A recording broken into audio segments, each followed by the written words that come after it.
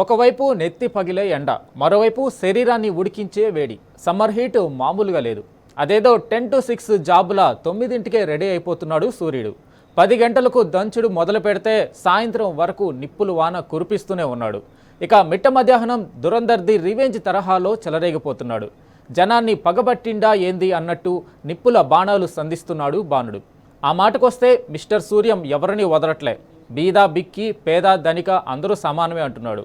ఇంట్లో ఉన్న బయటకొచ్చినా వేడికి ఉడికిపోవాల్సిందే. ఏసీ కారెక్కితే మాత్రం కిందకి దిగడా అన్నట్టు ఎదురు చూస్తున్నాడు సూరిబాబు. హీట్ వేవ్ ముందు కూలర్లు బలాదూర్. సీలింగ్ ఫ్యాన్ తిరిగితే హీట్ కూడా రూమ్ అంతా విస్తరిస్తుంది.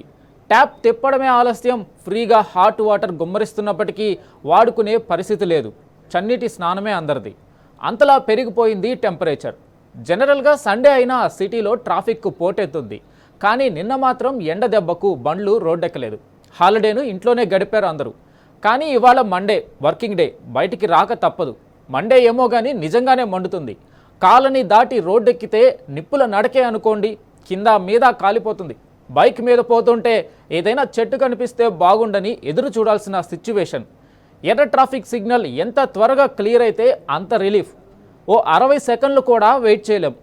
సరే, ఎలాగోలా ఆఫీసులో పడగానే ఏసీ ముందు వాలిపోవచ్చు. మరి ఎర్రటి ఎండకు బయట పనిచేసే వారి పరిస్థితి ఏంటి? పాపం దారుణం. మలమలా మాడిపోతూ పనిచేసుకోవాల్సిందే. అలాంటి వారి కోసం ప్రభుత్వం కనీస సౌకర్యాలు కూడా కల్పించలేదు. సర్కార్ తరపున ఒక్క చలివేంద్రం కనిపిస్తే ఒట్టు.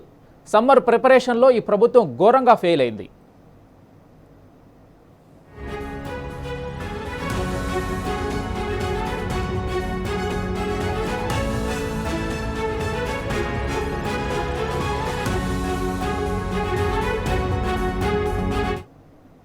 తెలంగాణ అంతటా ఎండలు తీవ్రంగా ముదిరిపోయాయి. రాష్ట్రంలోనే అత్యధికంగా నిజామాబాద్లో 40.7 డిగ్రీల ఉష్ణోగ్రత నమోదైంది.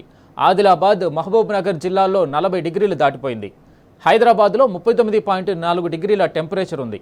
బేగంపేటలో గరిష్టంగా 39.4, రాజేంద్రనగర్, హకీంపేటలో 39 డిగ్రీల ఉష్ణోగ్రత నమోదైంది. ఇక ఖమ్మం, భద్రాచలం జిల్లాల్లో 39 డిగ్రీల హీట్ వేవ్ కొనసాగుతుంది. మెదక్, రామగుండం ప్రాంతాల్లో 39 డిగ్రీలుగా ఉంది. పలు జిల్లాల్లో 36 నుంచి 40 డిగ్రీల మధ్య ఉష్ణోగ్రతలు నమోదవుతున్నాయి. సాధారణం కంటే 1 నుంచి 2 డిగ్రీల ఉష్ణోగ్రతలు అధికంగా రికార్డు అవుతున్నాయి. ప్రజలు అప్రమత్తంగా ఉండాలని వాతావరణ శాఖ హెచ్చరికలు జారీ చేసింది.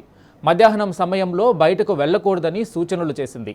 రాబోయే రోజుల్లో ఎండల తీవ్రత మరింత పెరిగే అవకాశం ఉంది.